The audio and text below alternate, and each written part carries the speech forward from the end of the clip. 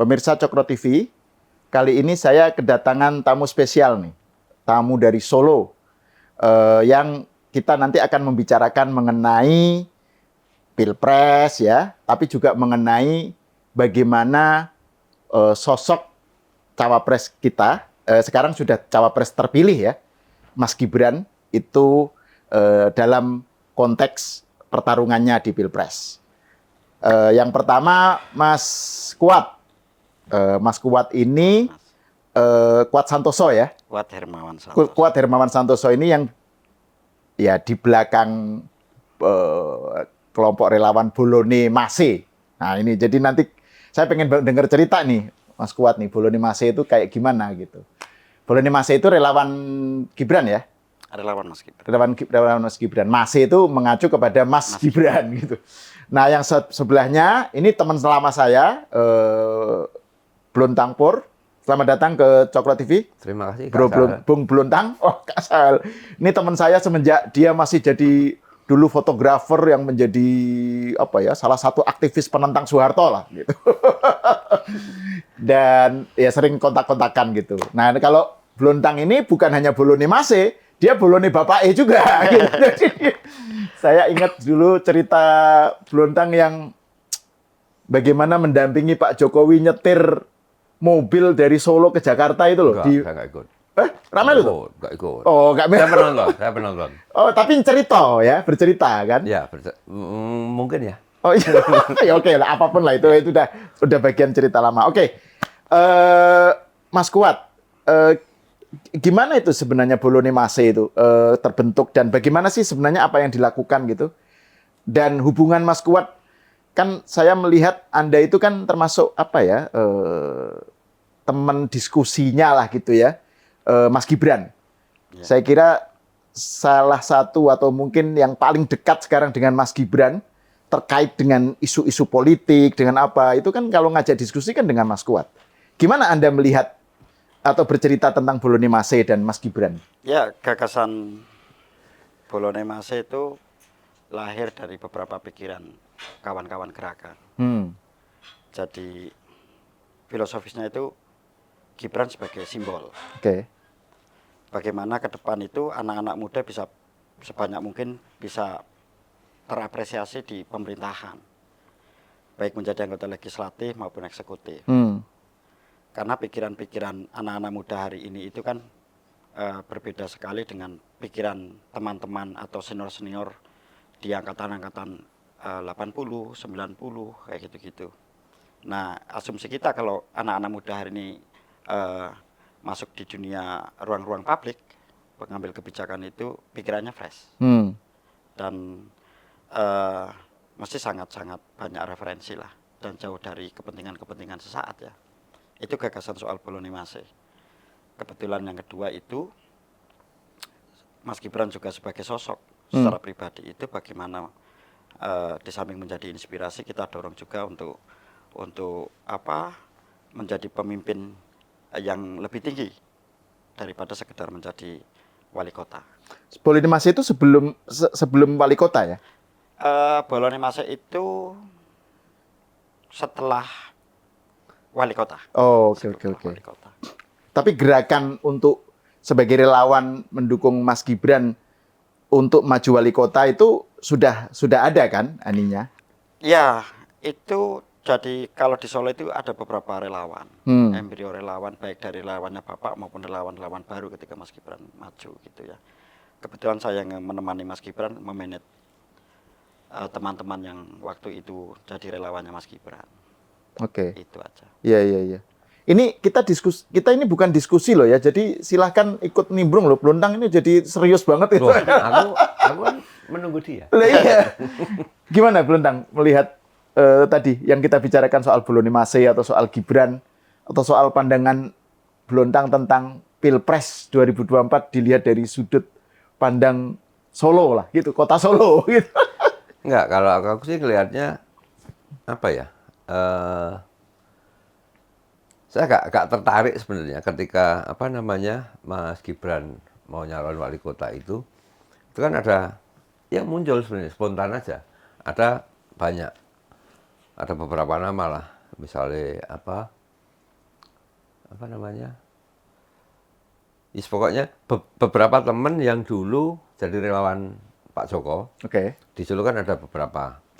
Terus kemudian mereka apa ya? Meneruskan dukungan ke Pak Joko itu mengalihkan ke Mas Gibran dalam konteks wali kota ya, karena melihat Solo butuh sosok baru, sosok muda gitu-gitu kan. Yang kemudian mungkin teman-teman ini juga rindu dulu zaman Pak Jokowi Solo seperti apa. Kok mungkin teman-teman merasa kok ada yang berubah gitu.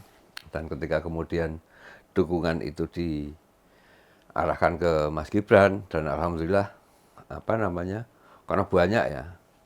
Ya salah satunya Kuat yang turut mengkerangkai itu ya, menjahit dari sekian banyak itu mengorkestrasi, dan kemudian ketika Mas Gibran jadi, ya kan semakin seneng ya yang didukung gini, dan ternyata apa?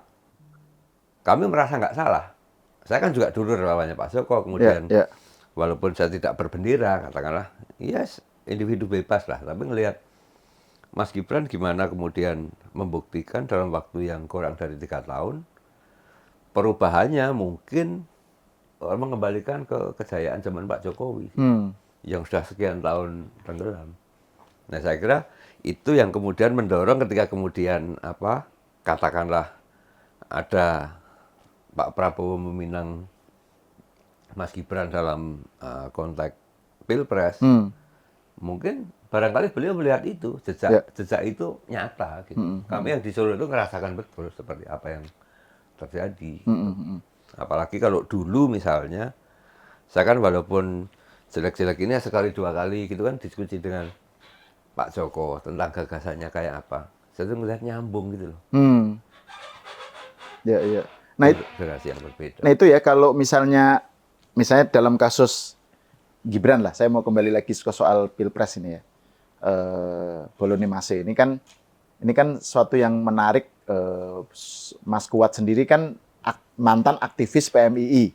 Jadi background-nya itu kan katakan aja dari kalangan ya NU lah ya. Terus kemudian kuliahnya di UMS gitu kan. Terus kemudian ikut mendirikan atau bertanggung jawab dalam pendirian Boloni Mase di tempat di mana PDIP kuat gitu kan. Terus kemudian relawan Jokowi itu kan terbelah. Ya kan? Ya, nah, itu gimana di Pilpres, itu? Ya? Di Pilpres ya, di Pilpres kan bahkan di Jakarta juga kan terbelah gitu loh. Dan Anda berdua kayak saya juga lah gitu. Itu kan pendukung Jokowi gitu yang mengalami juga bukan dilema sih, tapi ini Jokowi ini gimana nih? Dukungannya kemana gitu. Nah, itu gimana Anda melihat soal ini? Ya, waktu itu kan dialektikannya sangat cepat ya, Mas. Sebenarnya tidak ada pikiran Mas Gibran untuk didorong.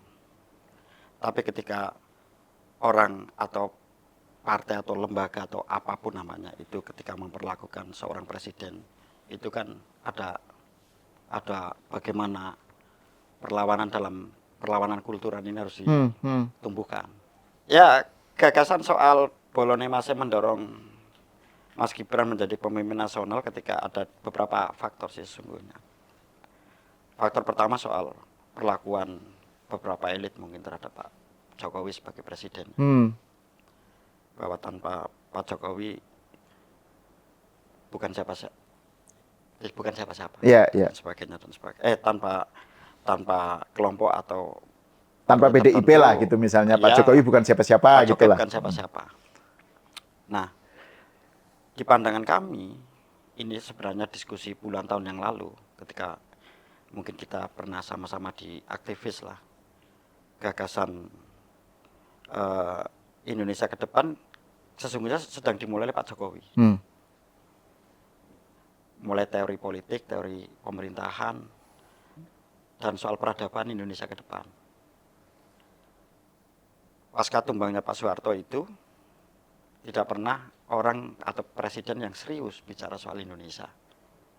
Serius itu dalam konteks kerja-kerja politik mungkin, tapi bahwa punya cita-cita panjang saya belum menemukan. Ya,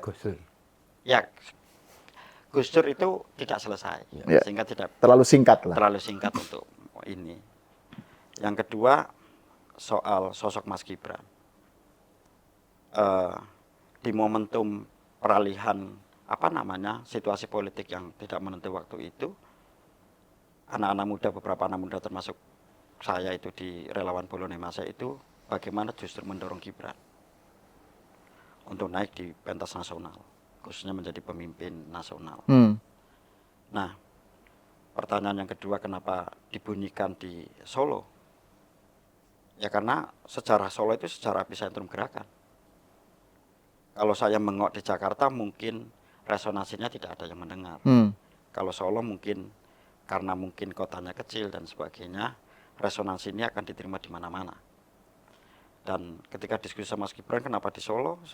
Ya Solo antara mitos ini harus dibangkitkan, dibangunkan lagi. Bahwa gerakan itu tidak serta-merta harus dari pusat ya. Orang kan lalu kacamatanya harus dari Jakarta, Ya, Jakarta betul. terus sekali-kali dong kita bikin gerakan dari daerah, resonansinya dari Jakarta. Kayak gitu-gitu, dan alhamdulillah itu berhasil waktu itu. Dan proses politik itu berjalan terus-menerus sampai terjadi beberapa kali, 3 kali pertemuan dengan Pak Prabowo, dan Mas Gibran masuk bursa waktu itu kan masuk bursa dan ditetapkan. Ketika ditetapkan di KPU itu tugas pertama yang agak serius nih, ngomong gerakan dalam pengertian di masyarakat ya, bukan di gagasan lagi, tetapi bagaimana ide gagasan itu diperjuangkan di rakyat. Dan alhamdulillah di 14 Februari kemarin Mas Gibran, insya Allah Pak Prabowo Mas Gibran tinggal ditetapkan lah. Kalau hasil quick count, hasil exit poll, pasangan Pak Prabowo dan pasangan bersama Mas Gibran itu sementara ini tidak bisa dilawan oleh siapapun suaranya.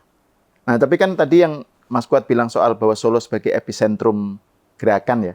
Tapi kan pada saat yang sama Solo itu kan miniatur keragaman Indonesia kan.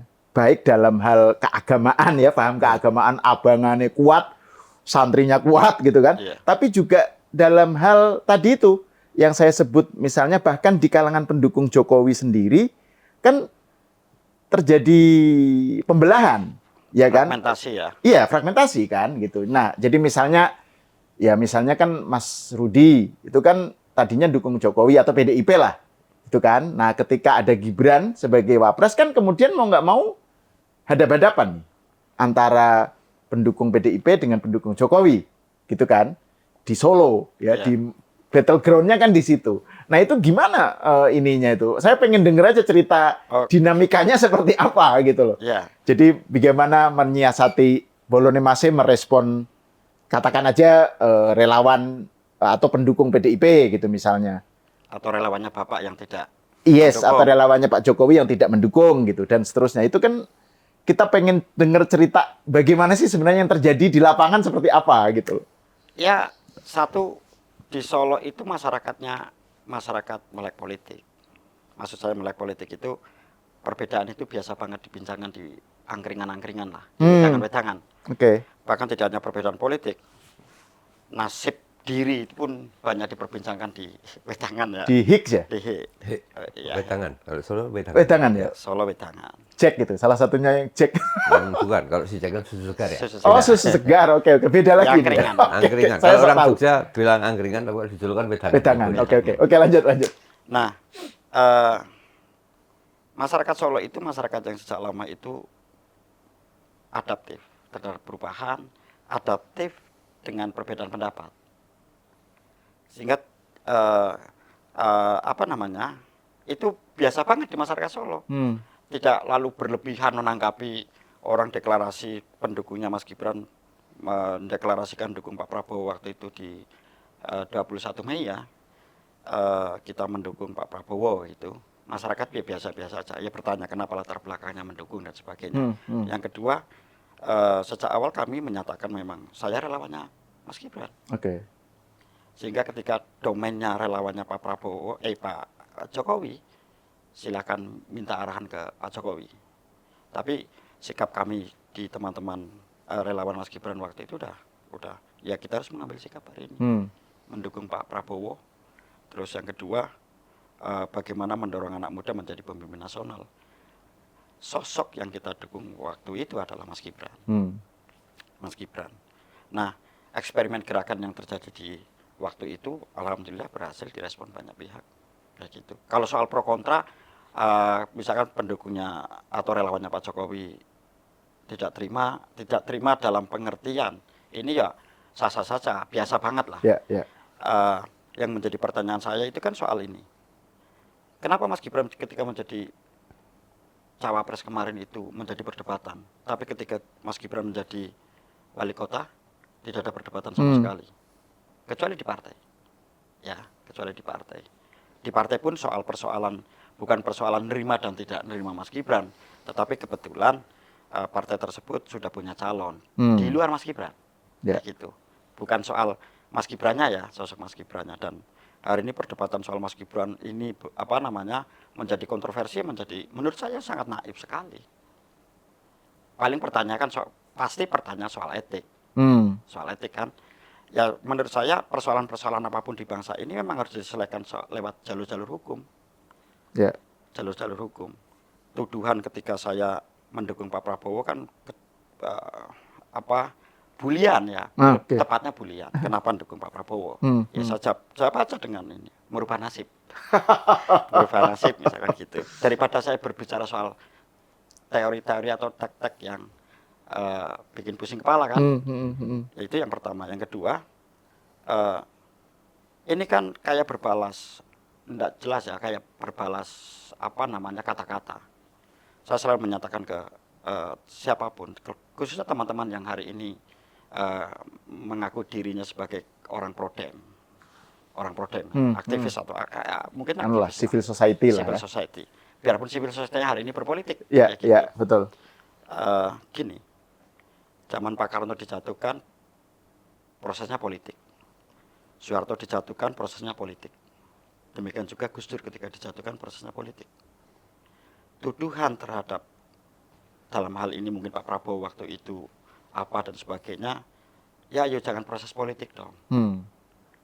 Orang benar atau tidak benar, prosesnya di pengadilan atau di hukum. Lalu kita tidak punya prasangka di situ. Kita bisa membayangin Mas, pendukungnya Pak Soekarno, atau pendukungnya Pak Harto, atau pendukungnya Gus Dur, sakit hatinya sampai hari ini tidak selesai-selesai karena persoalannya selalu ngomong politik, bukan persoalan hukum. Jadi penyelesaiannya melalui politik gitu ya, bukan melalui hukum gitu ya. Itu terjadi misalkan ketika Mas Gibran maju kemarin. Loh, ini melalui proses hukum kok. Ada orang yang menggugat di MK. Pertanyaan yang sama ketika Bu Megawati maju dari S1 menjadi SMA.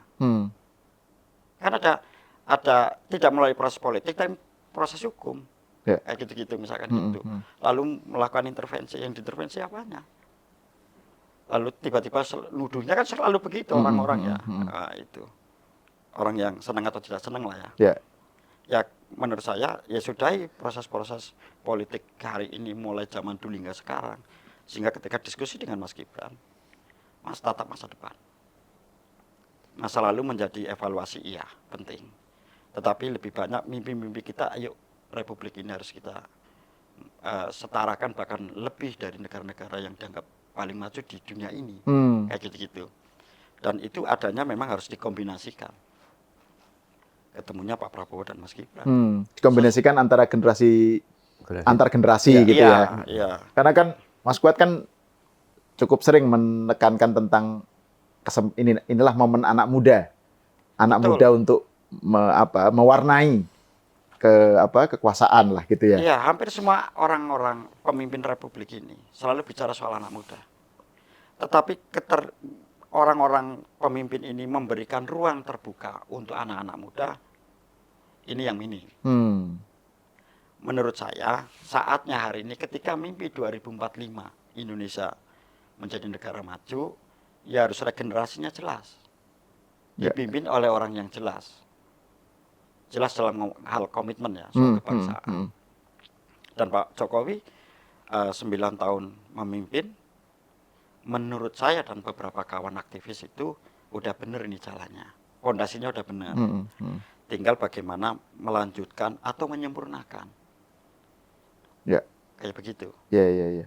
Nah, terus kalau ini saya mau nanya ke Belontang nih soal tadi tuh yang kalau di Solo ya atau mungkin Jawa Tengah ya, kalau kita tarik yang lebih luas kan ini basisnya PDIP.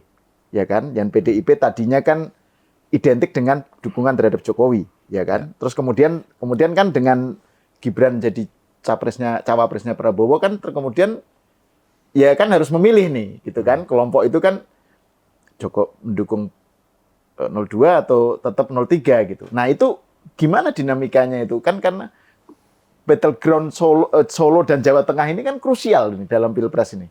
Nah, kalau aku sih sederhana yang ngelihatnya. Mas Gibran itu begitu jadi wali kota, bahkan ketabrak pandemi, dia bisa membuat progres Solo itu kelihatan ya. Pelan-pelan naik. Kemudian sampai tahun ketiga, perubahan seperti apa di Solo yang merasakan saya kira bukan hanya orang Solo. Sekarang mungkin sudah jadi tren orang-orang Jakarta sekarang liburannya kan ke Solo. Banyak peristiwa, pameran, peristiwa-peristiwa panggung musik misalnya. Belum itu ya, Masjid Zayat itu ya. Ketambahan Masjid Zayat misalnya. Ada kan, ini kan magnet ya. Jadi menurut saya kelebihan Mas Gibran yang menurut saya itu membedakan dari siapapun hari ini, itu kan misalnya kemarin orang menarasikan bahwa wah ini anak presiden, privilege apanya? Privilege semasa wali kota Mas Rudi juga banyak. Sekarang misalnya dengan Mas Rudi dulu pendampingnya Pak Joko, bersahabat sesama satu partai misalnya, bagaimana tidak mungkin Solo itu menjadi kayak apa? Medan manggungnya orang-orang Jakarta. Mau menteri, mau petinggi BUMN, petinggi lembaga, misalnya lembaga negara. Semua kan berlomba-lomba nih bikin sesuatu di Solo, paling enggak walaupun tidak semua, saya yakin 1-2 pasti pengen dicap, oh inilah berkontribusi ke kotanya Pak Jokowi kan kira-kira begitu. Bahkan bukan terkait dengan politik pun Solo ya, misalnya kayak Munas Loro Ati itu yang dulu almarhum Didi Kempot. Ya kalau itu kebetulan ya. Jadi maksud saya begini. Munas Loro Ati di Solo kan? Iya. Ketika Pak Rudi dengan dana 3,5 triliun selama Pak Rudi menjabat gitu misalnya, jadi apa? Nah orang Solo seperti yang dibilang Kuat tadi, orang Solo itu titan, sangat tahu gitu. Apa yang terjadi? Nah ketika Mas Gibran dibilang privilege, apa selama dia jadi wali kota, hanya nilai totalnya cuma 2 triliun. Tapi dengan 2 triliun, Solo berubah menjadi sangat luar biasa gitu. Nah itu menjadi tidak sepadan lagi ketika kemudian dari 2 triliun itu multiplier efeknya banyak banget gitu. Terus ini kan juga yang saya dengar sih, Mas Gibran kan juga tidak asal ngambil. Gampangnya misalnya Sahal nih, pejabat dari Jakarta Pusat nih, nawarin Mas Gibran. Belum tentu dia ambil, dia lihat mana yang dibutuhkan masyarakat. Kalau enggak, ya enggak. Gitu. Artinya ini kan sebenarnya kemampuan manajerial. Bagaimana dia bisa membuat skala prioritas, mana yang bermanfaat bagi banyak orang. Lihat aja teman-teman relawan yang di sini ada Kuat dan teman-teman. Tanya, emang mereka berani setiap ada proyek di Solo deketin? Nggak ada yang berani, Pak. Kalau Kuat yang sering bilang, jarum jatuh aja Mas Gibran tahu kalau kita deket-deket nanti dipotong lehernya gitu. Dan satu karakter yang menarik kan Mas Gibran ini bagi saya yang sempat berinteraksi dengan Pak Joko walaupun cuma sekali 2 waktu di masih wali kota di Solo gitu misalnya. Ada kemiripan tapi Mas Gibran itu lebih galak. Oh, oke. Lebih galak bukan dalam arti ngawur ya, tapi ketika ngelihat sesuatu dia kurang sreg, dia pengen memperbaiki. Nah, dia itu bisa mengambil keputusan. Kalau Pak Joko mungkin karena lebih sepuh ya. Ono pekewe, ada rikohnya. Sementara Mas Gibran tidak begitu. Mas Gibran pendidikannya relatif banyak di barat ya, di Australia dan Singapura. Cara berpikirnya juga nggak kayak orang Solo misalnya yang wah boten padahal pengennya iya. Oh, oh. Mas Gibran cuma adanya kan Lebih lugas ya, iya. lebih lugas. straight, Ya, ya ya. atau tidak. Misalnya kayak gitu. Nah, itu yang membedakan gitu. Jadi walaupun apa namanya di aspek kehati-hatian sama sih dengan bapaknya, mirip. Oke. Nah, ini aku mau nanya nih tentang bagaimana sih Anda berdua ini melihat Gibran ya. Tapi sebelum itu aku masih mengorek nih soal Battleground Solo dan Jawa Tengah itu loh. Kok bisa 02 menang di situ? Itu apa yang terjadi sesungguhnya? Kan saya pernah lihat video, potongan video ya. Saya nggak tahu itu kampanye di mana, kayaknya di Surakarta ya. Itu pokoknya kampanyenya tuh gini. Kami PDIP, kami Jokowi, kami Prabowo, gitu. Jadi ada bagi para voters di Jawa Tengah atau di Solo itu mereka bisa membedakan antara rumahnya yaitu partai ya dalam hal ini PDIP lah gitu dengan pilihan pilpresnya gitu. Ada split voting lah, split voting tiket gitu. Nah, itu kan yang menjelaskan kenapa kemudian 02 unggul di Jawa Tengah gitu ya. Di mana basis itu adalah basisnya PDIP gitu. Nah, ini aku pengen tahu nih bagaimana Mas Kuat dan Mas Blontang ini melihat itu gitu. Sebelum kita ngomong soal Gibran nih. Pak Blontang. Gimana Blontang? Mungkin kalau yang apa terkait strategi macam-macam dialah ya. Kalau saya ngelihatnya begini. Banyak apa namanya politisi kita termasuk para pendukung-pendukungnya itu kan kejebak teori lah. Kan teori, daki-daki. Kalau tadi Kuat bilang cara pandang elit dengan di bawah itu beda. Nah, saya ngelihatnya begini, kenapa penerimaan Pak Jokowi itu masih tinggi, hampir 80%, pernah di atas 80% misalnya. Bahkan menjelang beliau berakhir masa jabatannya. Kan masyarakat ngerasain. Nah, kalau saya ngelihat, ini ruang batin ya, yang banyak orang, sebenarnya kode itu, tapi menurutku terlambat. Yang disampaikan Mas Bambang Pacul, itu menarik. Jangan lawan orang baik, jangan lawan orang cantik. Iya, betul. Itu kalau membela orang mati-matian lah, kira-kira begitu. Saya ngelihat di sisinya, Pak Joko di kalangan banyak orang dikenal baik. Coba kita mau nyari catatnya di mana? Kalau teman-teman yang bisa menguliti dalam tanda petik, itu kan teman-teman aktivis. Tapi alat ukurnya kan teori kabeh itu. Oh iya. Gitu. Mereka ngerasa normatif. Alat gitu. ukurnya normatif. Iya. Nah, sekarang gini. Kalau di bawah, saya itu malah kemarin ini yakin ini bisa berbalik. Bisa berbalik itu maksudnya begini. Saya tuh berkali-kali ngomong sama Kuat atau teman-teman ketika, kan sering nih ada teman-teman, Pak Joko diledekin, Pak Joko dijelek-jelekin keluarganya. Saya bilang, biarin aja, gitu. Lu gimana kok gak bikin kantor? Ngapain nganter itu nggak penting. Itu justru impact-nya kita akan terima. Orang Jawa, orang Solo, Jawa Tengah pada umumnya, gimana Pak? Misalnya nih, kita tahu nih orang ketangkep basah maling. Tapi ketika kamu gebukin sampai babak belur, orang kan bersimpati ke itu. Itu yang jelas orang melakukan kejahatan ya. Lah Pak Joko itu dan keluarganya salahnya di mana? Nyari salahnya nggak bisa, tapi gebukinya tiap hari habis-habisan. Termasuk menurut saya blunder ketika Mas Rudi nyerang kayak gitu. Saya sih tertawa. Atau para mantan pendukungnya Pak Jokowi yang kecewa. Ya teman-temanku juga. Iya. Itu. Saya sih matur nuwun gitu. Makanya misalnya kalau kemudian orang ledekin ya saya make itu. Misalnya ya saya menyebut diri juga. Mereka kan buzzer. Saya nyebut buzzer rupiah enggak. Saya buzzer falas. Aku sobat oligarki. Gitu aja, ngapain? Sekalian aja sekalian gitu loh. Orang tahu kok. Iya. Saya kayak gitu. Ini kan ruang batin yang salah baca. Nah, kalau detail politiknya dia nih. Oke. Gimana Mas Kuat? Tadi itu loh soal battleground itu loh. Ya, kalau asumsinya Jawa Tengah itu lapangan sepak bola, tinggal kita memainkan seperti apa. Oke.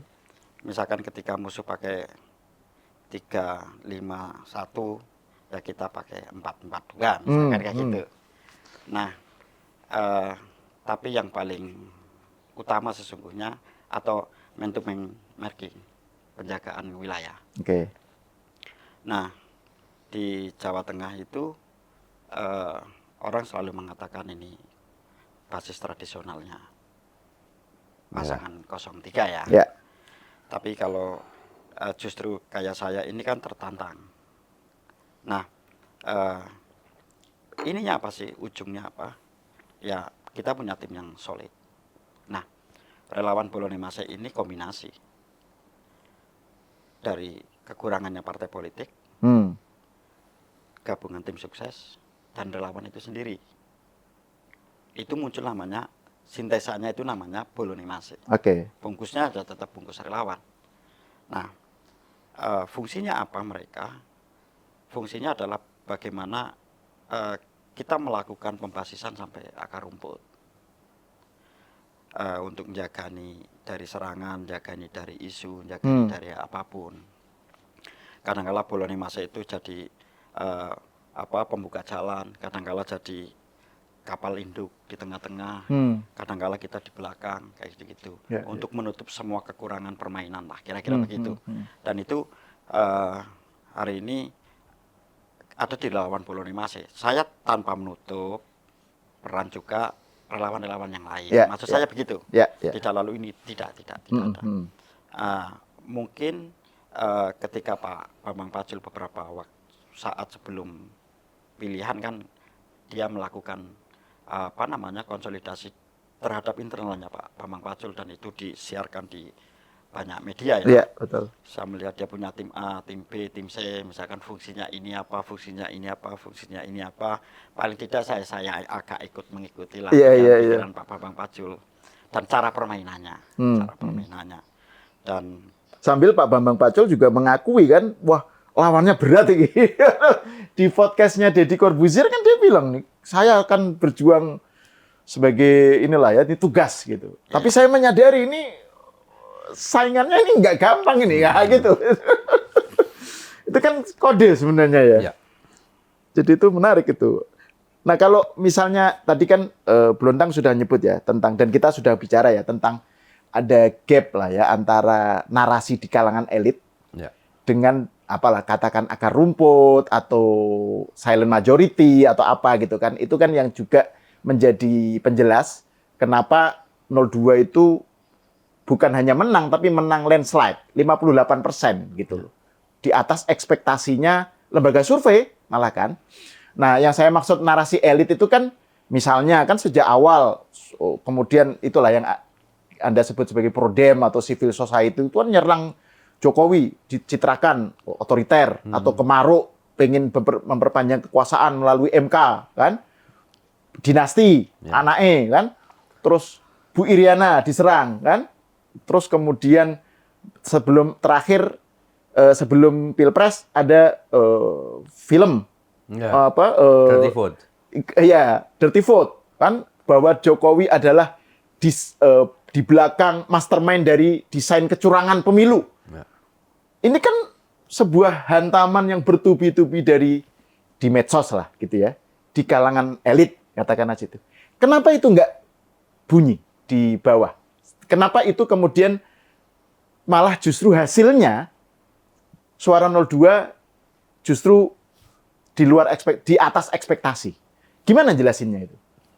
Ya, yang pertama soal meyakinkan kawan-kawan di tim untuk kamu yakin dulu enggak sih sama Gibran?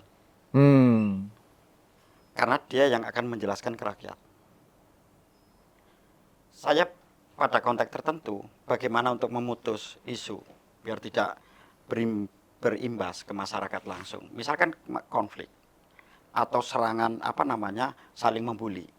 Nah, yang harus dikuatkan pertama kali itu soal di basis rakyat. Oke. Dijelaskan bahwa sebelum ke arah MK dan sebagainya kan soal saling membuli lah ya. Oke. Ya kita jelaskan ke masyarakat kenapa pilihannya harus Gibran, kenapa pilihannya Pak Prabowo dan Mas Gibran, bahwa untuk melanggengkan program dan menyempurnakan program menyongsong Indonesia yang lebih baik hari ini, ya pilihannya di situ. Dan masyarakat kenapa tidak terpengaruh isu-isu yang dibangun oleh elit hari ini? Karena elit hanya bunyi-bunyian di elit, tidak pernah menjelaskan ke rakyat langsung. Soal-soal misalkan nyerang Pak Jokowi secara pribadi, semakin masyarakat semakin antipati. Yang sehingga misalkan 03 kan merubah beberapa strategi permainannya. 01 juga merubah permainan. Kayak gitu. Ya. Sekali. Kalau 03 kalau tidak salah 2 kali dia merubah. Berkali-kali tadinya 03 kan tadinya narasinya mengasosiasikan atau merekatkan dengan Pak Jokowi. Dekat. Ya. Kemudian ofensif. Ya. Kemudian dekat lagi. Kemudian ofensif lagi Ya, gitu ya. Iya, maksud saya karena tidak ada penjelasan secara langsung di rakyat. Makanya kenapa ya saya kadang saya itu mungkin tidak suka soal medsos, tapi saya memperhatikan soal medsos, soal isu per isu dan sebagainya dan sebagainya yang dibangun.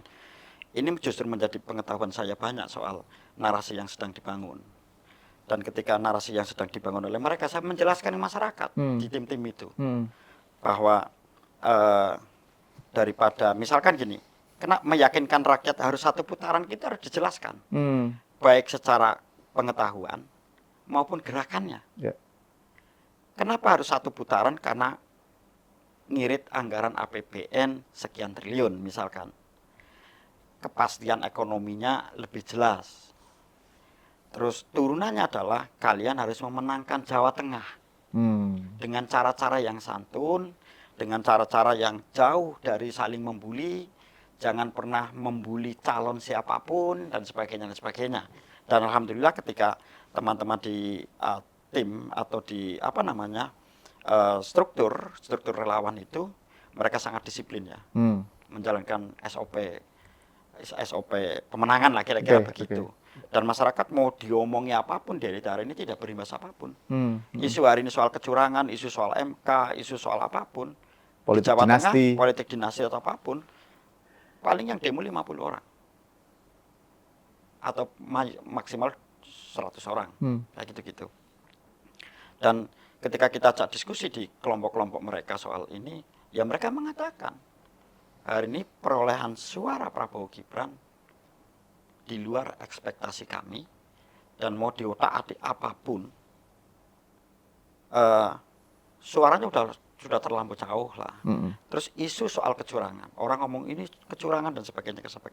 Pertanyaannya sih ringkas saja, Mas, di TPS-mu menang siapa?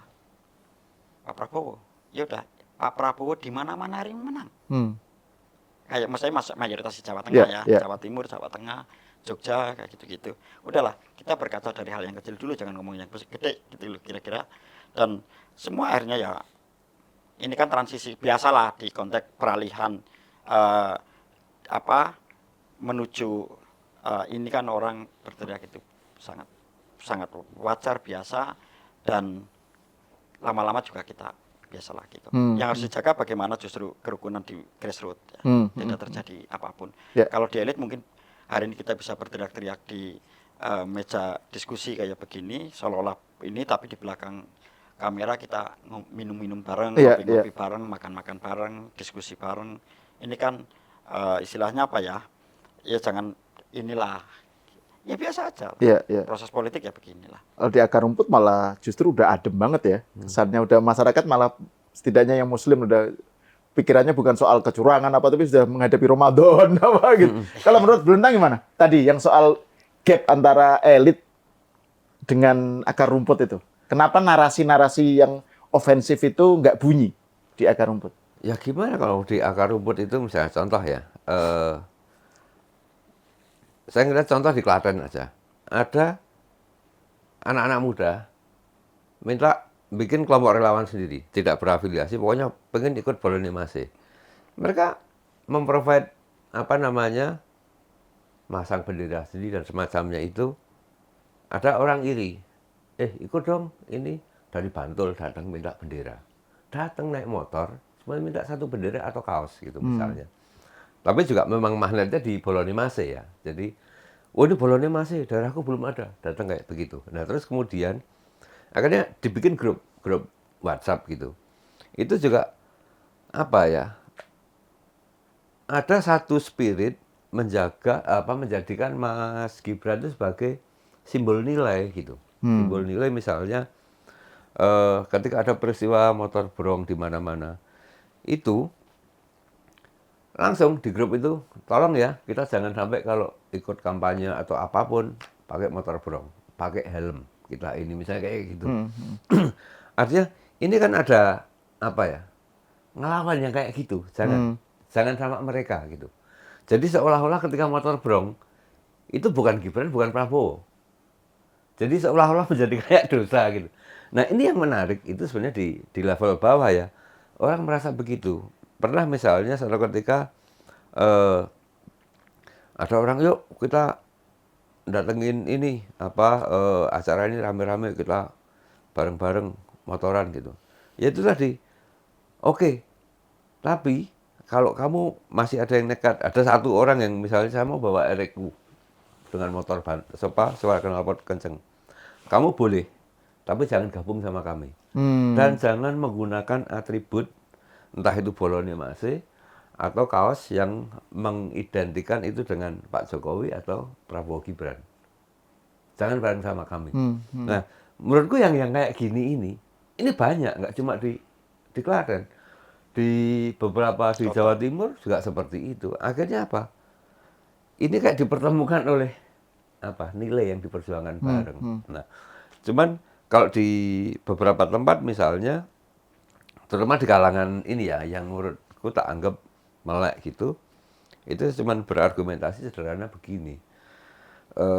Kenapa misalnya kalau kemarin itu milih di Prabowo Gibran misalnya.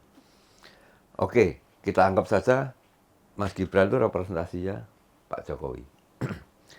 Walaupun tidak bisa serta-merta itu ya. Artinya ada beberapa kelebihan-kelebihan yang lain yang karena kemudaannya, karena pengalamannya dan ditempa di masa yang berbeda, itu pasti ada bedanya juga dengan Pak Jokowi. Tapi satu yang menurutku penting kemarin itu ketika menjelaskan ke teman-teman itu adalah ini. Pak Jokowi itu capaiannya udah banyak loh. Terutama dalam konteks relasi global ya.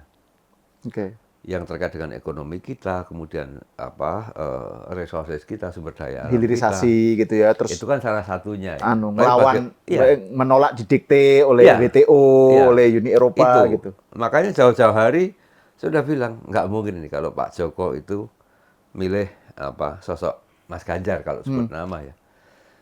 Itu kemudian ketika muncul berani dan bernyali, dua-duanya beliau nggak punya, gitu. Nah, saya cuma berharap waktu itu wah ini siapa ya di antara tiga ini. Kalau cuma ada tiga ini, saya cuma bilang yakin Pak Prabowo nih yang ini.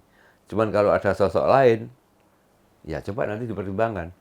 Intinya itu adalah bagaimana kesinambungan apa yang sudah dilakukan Pak Joko, fondasi yang sudah dibangun ini berkesinambungan. Nah, ketika kemudian yang menguat faktanya Pak Prabowo, kemudian ada sosok muda Mas Gibran, yang menurut saya itu Mas Gibran itu kan mewakili dunia masa depan. Dia yang sangat melek digital.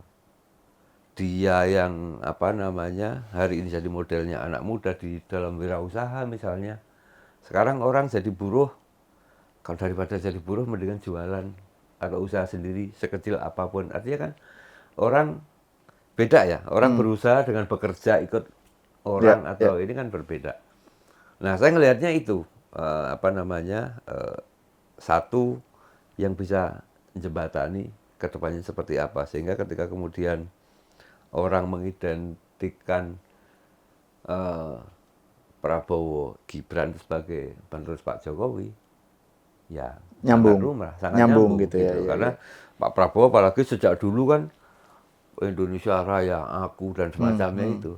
Nah sekarang berkali-kali Pak Prabowo menyatakan bahwa ya saya akan meneruskan apa yang sudah dibangun Pak Jokowi. Jadi ketika kemudian itu gagasan itu diterima publik, kok terus kemudian dimentahkan bahwa, wow ini bonekanya Pak Joko, difasilitasi dengan bansos, menurutku itu kan ya cuma dicari-cari aja. Ya.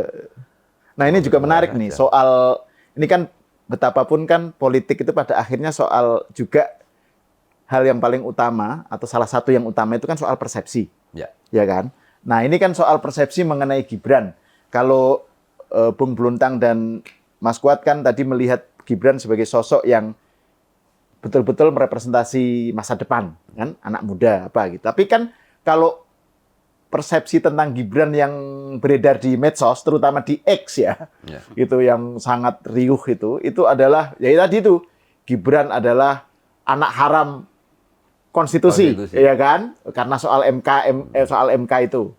Gibran adalah nggak kompeten. Ya contohnya Samsul itu kan. Samsul apa yang kemudian malah justru dipakai untuk direcehkan Ya. jadi justru kekuatannya Gibran gitu kan, dilucu-lucuin.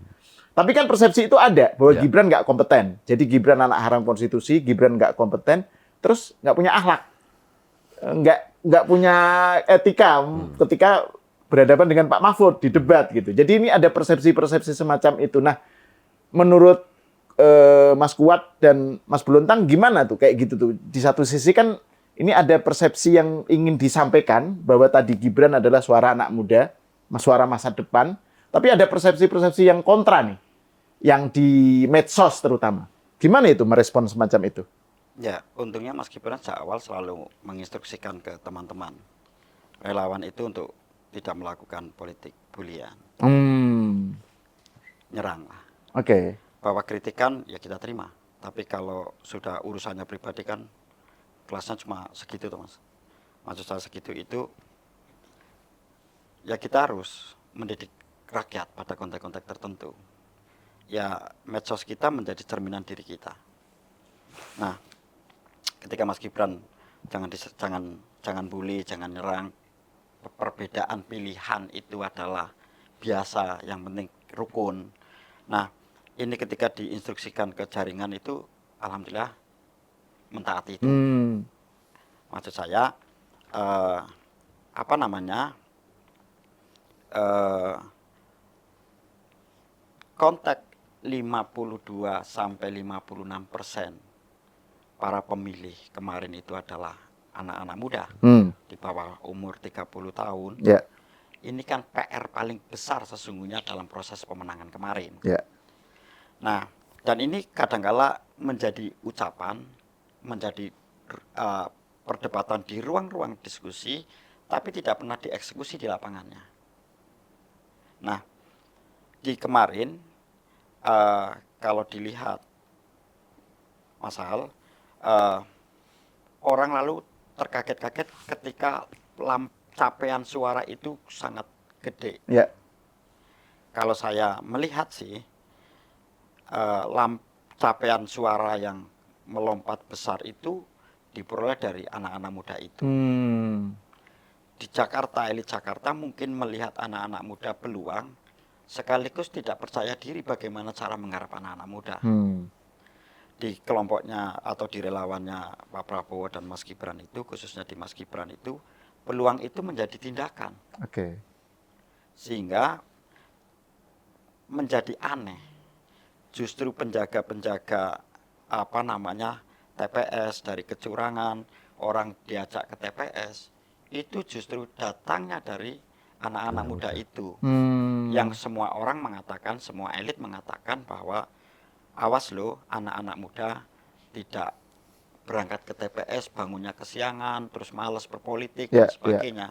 Tapi melihat kacamata kemarin di 14 Februari kemarin, justru mayoritas anak-anak muda ini yang aktif. Berarti apa? Tesis soal anak muda menjauhi politik itu salah. Cuma caranya menggarap anak-anak muda ini bagaimana? Kan begitu. Dan kodifikasi beberapa partai bicara soal nilai-nilai atau politisasi agama kemarin tidak muncul. Berarti masyarakat sudah jenuh bicara soal itu. Betul. Atau ketakutan. Pinginnya yang riang gembira. Di bandul yang lain, ekspresi anak muda dipaksa kodifikasinya masih gerakannya masih seperti tahun-tahun yang lalu, atau bahkan tahun 80-an, tahun Ya, 90-an masih pakai motor brong dan Iya, sebagainya. iya. Nah, kodifikasi gerakan dari semua itu adalah bagaimana anak-anak muda itu diajak riang gembira. Munculnya horeg, munculnya Dejenan kemarin, kalau Bolonemase punya program Bolonemase Project itu, masyarakat atau anak-anak muda diajak seneng-seneng. Yang sound horeg tuh. Sound horeg Trailer itu isi sound muter-muter Ya, ya, tidak bawah ada itu. tokoh yang hadir di situ, tidak ada orang ngajak kampanye nyoblos A nyoblos B, Tidak ada bintang. tidak ada bintang, Hmm. tapi orang respect dengan gerakan-gerakan kayak begini, misalkan begitu. Nah, ini yang menurut saya hal baru di 2024 kemarin. Dan tesis ini berhasil. Ya, ya. Pernah Mas Sahal politik identitas masif kan enggak? Sekarang ya, Sekarang tidak. betul-betul declining tuh, Ya, turun. Ya. udah turun. Orang mungkin hari ini karena tidak ada serangan kayak gitu, orang jadi ketakutan akan ngomong soal itu kan Mas. Karena ketika ngomong itu, nah ini refleksi dari pertarungan di 2014-2019. Orang seneng ketika Mas Gibran berpasangan dengan Prabowo di sisi lain. Karena ini akan mengulangi pertarungan di 2019, panas dan sebagainya. Ternyata Pak Prabowo cool-cool aja. Iya, Timnya cool, nggak pernah bully siapapun. Iya. Ayo kita jogetin aja. Bahasa Pak Prabowo soal jogetin aja, manifestasi di lapangannya harus bagaimana. Kayak gitu-gitu. Ya. Orang, ini pembodohan. Loh, fakta politik yang berjalan begini kok, pembodohan bagaimana? Kan begitu, Mas. Ya. Anak muda yang seneng, udahlah yang jelas-jelas saja lah. Yang jelas pengertiannya itu adalah yang merepresentasi anak muda.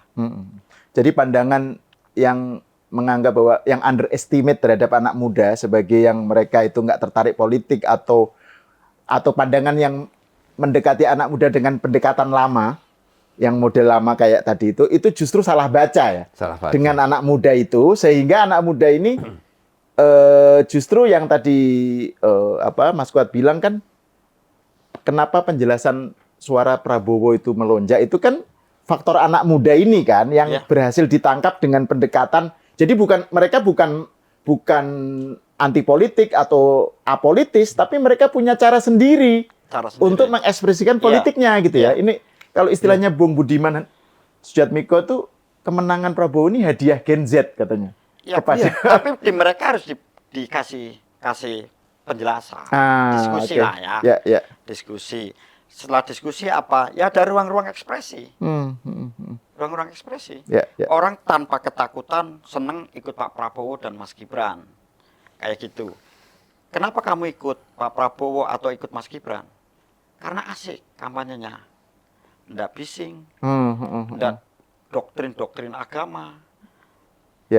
Diajak asik gitu. Ngomong masa depan, harapan-harapan baru Indonesia. Gitu. Sama ini, ketika orang menggugat tadi saya bilang Mas Gibran nggak punya adab, ramah. Menurutku dia udah nggak sangat beradab. Oke, di panggung dalam konteks debat, saya meyakini, yaitu dia merasa kayak waktu dia kuliah gitu. Tapi begitu selesai, kan dia meminta maaf, nyalamin semua orang. Saya kira orang bisa ngelihat. Dan itu, saya yakin itu tidak dibuat-buat. Misalnya itu satu. Yang kedua, ada contoh yang menurutku, ini mungkin kalau di kalangan anak muda hari ini, barangkali lupa soal-soal demikian. Gini, dalam konteks pertarungan ngejar elektoral misalnya, Mas Gibran itu cukup cukup peka. Berapa kali saya dengar dari Kuat misalnya, banyak ini kacamata Jakarta, cara pandang elit-elit di Jakarta, berapa kali pengen bikin peristiwa apapun, pertemuan-pertemuan besar di Solo. Bagi mereka, ini akan mendongkrak posisi tawar atau nilai Mas Gibran. Tapi apa yang terjadi? Mas Gibran perintah ke Kuat, jangan di Solo. Jangan di Solo. Aku memaknainya, beberapa kali saya konfirmasikan ke Kuat misalnya, itu apa? Kalau orang Jawa bilang nyape.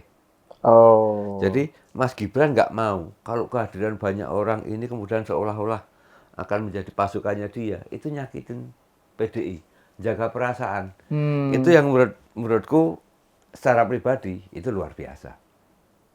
Dia anak muda, lama hidup di kultur barat gitu. Tapi dia punya kepekaan kayak wong Jawa tenan gitu.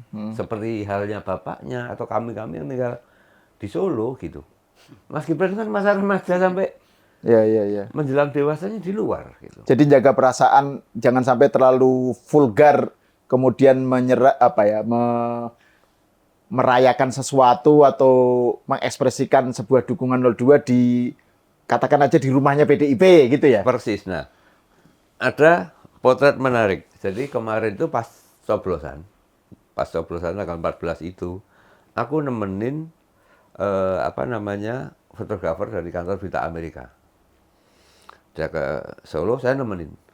Di mana kemudian itu setelah penghitungan dia ngajak, ayo aku cariin tempat yang ketika penghitungan ada euforia. Saya bilang, ayo tak kelilingin, tapi jangan harap kamu dapat. Kenapa? Ini sama-sama nih, orang-orang Solo itu juga kulturnya PDI. Terus kemudian perasaan orang Jawa itu hidupnya dengan rasa, dengan rasa. Jadi kalaupun misalnya nanti di situ 02 sah, nggak akan ada orang murid, nggak, misalnya. Benar, dia nanya, kenapa? Itu bahkan para pemilih itu ketika dia merayakan hore itu nyakitin tetangganya. Menang tanpa ngasorake ya itu. Terus Itu. Temanku ngeyel, ada satu di daerah mana Solo bagian utara gitu. Dia deketin, rame. Tapi ketika ya padahal suaranya banyak nih. 02. Hitungannya unggul jauh lah. Itu nggak ada orang hore-hore, kemudian dia deketin. Ada orang pakai baju kaos yang itu identitas saksi PDI. Saksi 03. Dia tanya, mau difoto? Mas, jangan gitu. Nggak apa-apa, cuma foto. Enggak. Kami sedang kalah. Dia gini. Dan dia cool, tidak yang marah, tidak apa. Dan akhirnya teman fotografer itu, oh ya, dia mundur sendiri. Nggak enak gitu. Nah, artinya ini potret yang kalah pun juga santai gitu. Ya. Mas, tolong, jangan. Misalnya gitu. Sementara yang menang juga nggak, hore kami menang. Nggak ada. Dan itu saya sampai sekarang itu belum menemukan ada yang video atau yang orang hore-hore merayakan 02 gitu saat ya. penghitungan. Sangat penghitungan. Ya. Nah, itu yang menurutku luput dibaca banyak orang, termasuk para elit. Jadi kunci kemenangan itu menurut saya di situ itu. Barangkali itu yang kebaca jadikan dasar ya untuk kuat dan teman-teman relawan membangun penguatan jaringan. Oke, ya. Oke, ini pertanyaan terakhir nih buat Mas Kuat dan Mas Bluntang ya. Tapi beda-beda. Mas Kuat ini kan saya tahu background seperti saya sebut tadi kan backgroundnya dulu kan aktivis PMII. PM11 lah ya. Jadi kan punya akses atau punya network, punya koneksi yang luas di kalangan kiai-kiai NU. Ya kan, di kalangan kiai NU di Solo maupun di tempat lain. Nah, saya ingin tahu dan Mas Gibran ya, Mas Gibran kan di kampanye pertama ya kalau nggak salah, atau di pidato pertama ya dia bilang memberikan perhatian ya dan abadi untuk pesantren gitu ya. Nah saya pengen tahu sebenarnya seberapa jauh reaksi atau dukungan kalangan Nahdliyin, kalangan santri ya yang Mas Kuat tahu ya terhadap Mas Gibran. Bagaimana respon mereka lah gitu. Jadi ini agak hal lain. Bagaimana Anda membaca support di kalangan kaum santri? Ya, untuk kalangan Islam moderat yang menjaga republik ini. Oke. Ya, baik Muhammadiyah, NU atau yang lain ya. Ya, santri di sini pengertiannya nggak hanya NU sih. Ya, sebenarnya santri di sini konotasinya itu yang terminologi Clifford Gates itu loh. Ya. Pokoknya kalangan Islam. Kalangan gitu. Islam. Itu gagasan yang luar biasa. Dan itu yang sedang dihadapi oleh pondok-pondok pesantren hari ini. Oke. Pesantren yang mandiri, yang bisa mengembangkan potensi dirinya ke depan, itu kan yang sedang dipikirkan Mas Gibran. Oke. Dan Mas Gibran punya gagasan atau ide kayak begitu, itu kan gagasan yang tidak serta-merta ini gagah-gagahan, bukan. Karena Mas Gibran hampir seminggu atau 2 minggu sekali ketemu para pengasuh-pengasuh pondok pesantren. Keluhan soal bagaimana tiap hari, misalkan mohon maaf, minta program ke pemerintah dan sebagainya untuk menghidupi pondoknya. Jawabannya harus begini. Salah satunya memang bagaimana dana abadi untuk pesantren ya. Dan kalau soal respon pasar atau kelompok muslim gitu kayak apa, ya direspon sangat positif. Karena itu pengetahuan atau ilmu atau program yang berjalan dan hidup yang sedang dialami oleh pondok-pondok pesantren ini. Di tengah modernitas, di tengah kemajuan zaman atau orang hari ini berpikir soal materialisme, ya salah satu Mas Gibran menjawab soal ini. Ya. Harapannya alumni pondok pesantren itu di samping ngaji soal akhirat, bagaimana dia bisa ngaji soal duniawi. Dan ketika Mas Kuat nyebut pesantren ini bukan hanya terbatas di Solo ya, karena kan misalnya di Jawa Timur Gus Ikdam, terus akan di Pekalongan misalnya Habib Lutfi itu kan juga punya kedekatan ya dengan Mas Gibran ya. Ya. Jadi maksud saya ketika Anda bilang kalangan pesantren itu konteksnya kan luas ya konteksnya luas, konteksnya seluruh Indonesia. Tapi belajar dari pengalaman yang tadi saya sampaikan, banyak pengasuh-pengasuh pondok pesantren berdiskusi dengan Mas Gibran. Oke. Salah satu solusinya begini loh. Ini kan salah satu cara atau mungkin solusi lah ya. Ya, tadi dana abadi pesantren itu ya. Dana abadi pesantren. Tapi harus yang lebih ini lagi adalah bagaimana santri ke depan. Oke. Yang ngaji soal akhirat, yang ngaji soal duniawi. Jadi santri itu ya ini keseimbangan, ya rohaninya, ya jasmaninya. Nah, soal respon di pasar kayak apa, ya baik. Orang akan mengatakan ini baik, program itu baik. Tinggal implementasi ke depan itu mau apa. Yang kedua, dan itu hasil diskusi Mas Gibran dengan banyak kesepuan-kesepuan loh. Tidak ini ujuk-ujuk ya, ini adalah pemberian, itu bukan. Ini diskusi panjang Mas Gibran. Bagaimana dia selalu berbicara soal bagaimana Muslim. Ya ketika kunjungan ke pondok-pondok pesantren melihat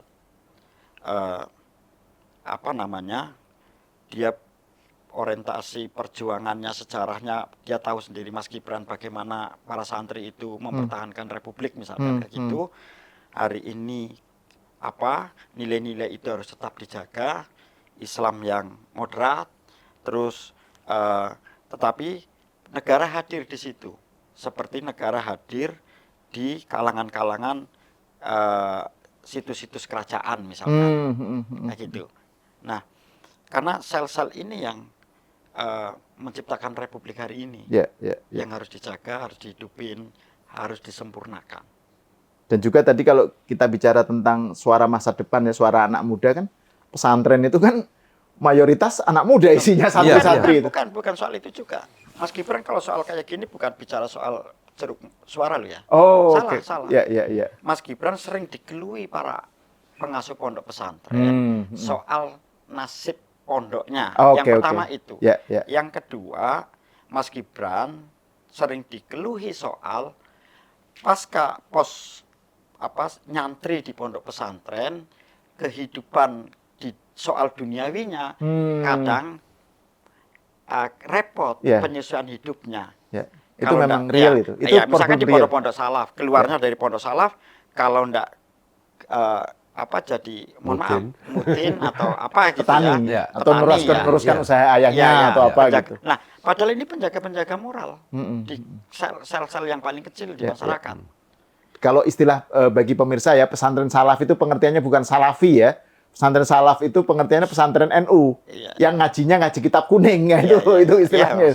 Jadi harus diklarifikasi nih karena istilah salaf sekarang konotasinya Ya. konotasinya Pemahamannya beda. salafi Iya. ya. Ada orang beda. Dan pikiran Mas Gibran bagaimana santri-santri ini berperan di dunia internasional lewat sekolah-sekolah, beasiswa dan sebagainya.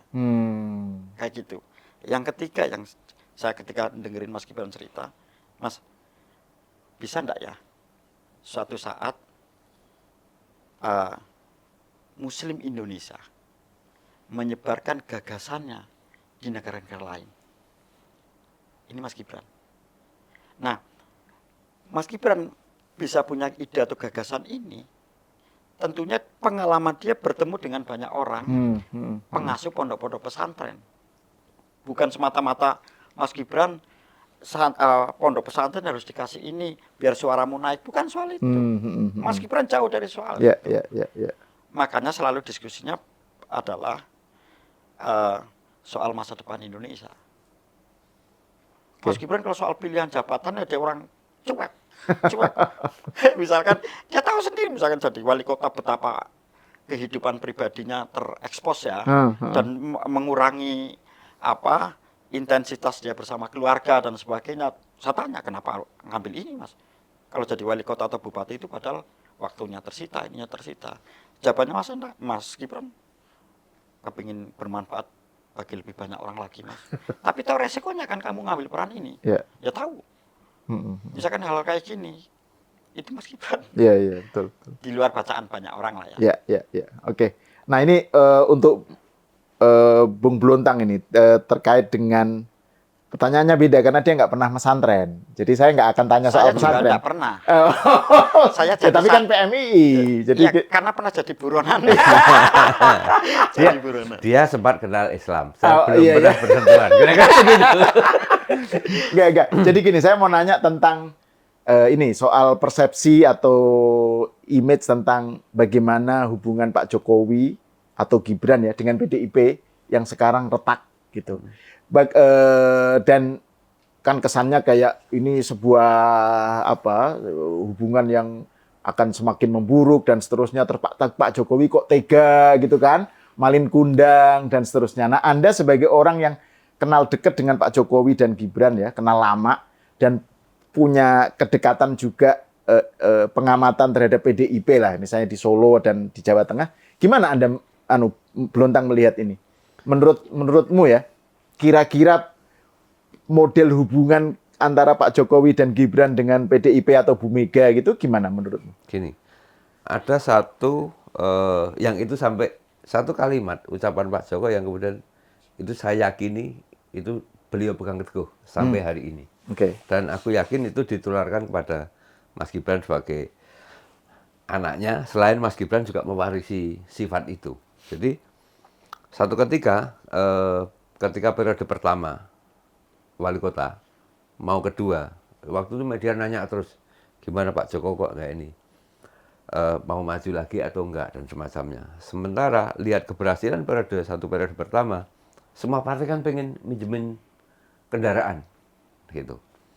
Nah waktu itu kan ada problem kendala waktu itu kan Pak Joko masih nunggu restu anaknya waktu Mas Gibran, terus dari Bu Iriana dan dari Bu Noto sebagai ibunya.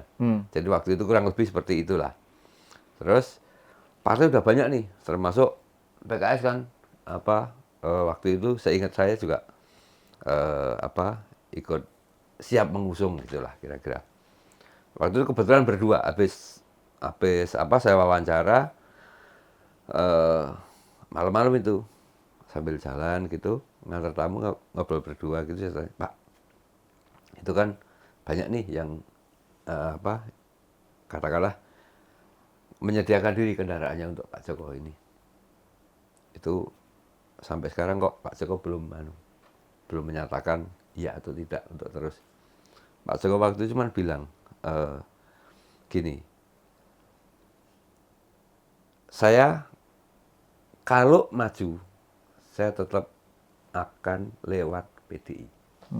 PDIP. Tidak akan lewat yang PDIP gitu. Kenapa Pak? Kalimatnya waktu itu, saya tidak mau dikenang orang seperti Pak Bibit. Pak Bibit Waluyo maksud saya, yang dimaksud itu gitu.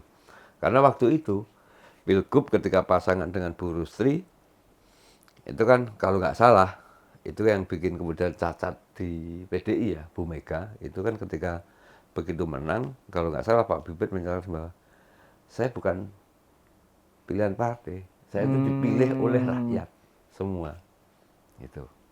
Akhirnya kan orang jadi simpati ke ini kan nggak bagus persepsi dari Pak Bibit dan pasti orang PDI marah dong gitu. Wong beliau lewatnya itu kok gitu. Sudah didorong, jadi kok begitu. Nah, itu yang kemudian jadi pegangan sampai detik ini. Keyakinan saya, Pak Joko kalau apa namanya, sampai kapanpun saya meyakini tidak akan beliau meninggalkan PDIP. Apapun apa namanya, ini keyakinan saya ya. Ya. Pak Joko itu bukan yang apa kalau orang Jawa kacang lupa Lanjaran. Kacang lali lanjaran. Apa sih? misalnya itulah apa kacang lupa kulitnya atau Oh apa. iya. Menurut saya enggak. Jadi Kacang lupa kulit. justru barangkali ini pembacaan saya ini ini persepsi saya. Jangan-jangan Pak Joko tahu nih karena lama berinteraksi dengan PDIP, kemudian situasinya seperti apa. Nah, sebenarnya tahun ini kan momentum untuk memunculkan kepemimpinan regenerasi di PDIP. Pasca Pak Joko siapa? Kok yang diajukan mungkin ini penilaian saya ya.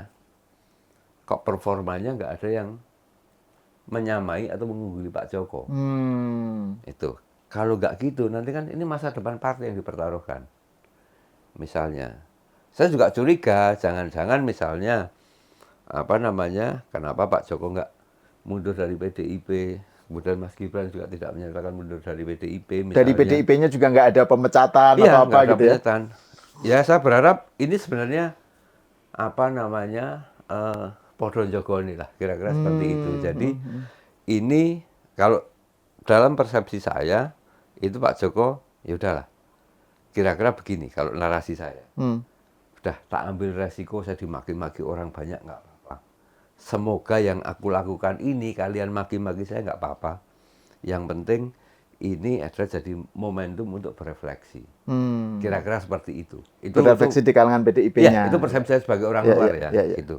Dan saya yakin kalau itu terjadi, kemudian menata ulang dan semacamnya, saya yakin kok 2029 rebound, PDI akan kuat lagi. Ini menarik. Ini kan perspektif Rosso itu loh. Nah, ini kan yang kadang yang sering luput di kalangan narasi, di antara narasi-narasi yang muncul ya. Ini menarik juga karena ini Bluntang kan Tempo kan laporan utamanya kan wah Jokowi melalui Bahlil mau ngambil Golkar Nah, gitu kan. Tempo kalau ingat jokesmu waktu kita di hutan kayu dulu, kan ya Tempo bener, Tempo salah gitu kan. Ya Tempo kayak gitu lah. Kita tahu sendiri lah. Jadi ini menarik. Ini saya kira penutup yang bagus lah ini.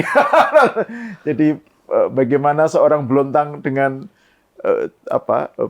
intuisi Rosonya itu melihat bagaimana Pak Jokowi dengan PDIP itu betul-betul di luar yang dinarasikan orang kan, nggak bakal lah itu. Saya nggak ngerti teori soalnya. Lah iya, tapi kan Roso itu kan yang melampaui pos teori. Pos teori. Ngopi, Ayo kita coba ngopi. Dan saya berterima kasih satu panggung dengan beliau.